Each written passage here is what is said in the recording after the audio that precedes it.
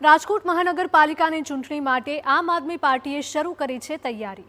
મવડી વિસ્તારમાં ગોપાલ ઇટાલિયાની સભા।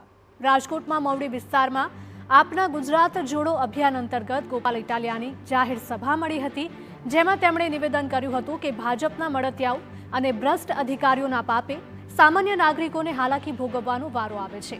સાથે સરકાર પાસે કોઈ આયોજન ન હોવાનો પણ આરોપ લગાવ્યો હતો। બીજી તરફ બોટાદમાં ખેડૂત અને પોલીસ વચ્ચે ઘર્ષણ મુદ્દે ગોપાલ ઇટાલિયાનું નિવેદન સામે આવ્યું, જેમાં ઇટાલિયાએ જાતે બુટલેગરો બોલાવી હુમલો કરાવ્યો હોવાના પોલીસ પર ગંભીર આરોપ મૂક્યા છે।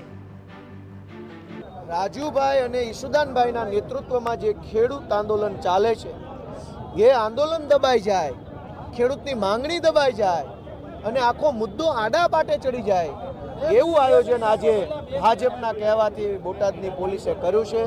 આ ઘટના એકદમ ખોટી છે, આ ઘટના એકદમ દુર્ભાગ્યપૂર્ણ છે।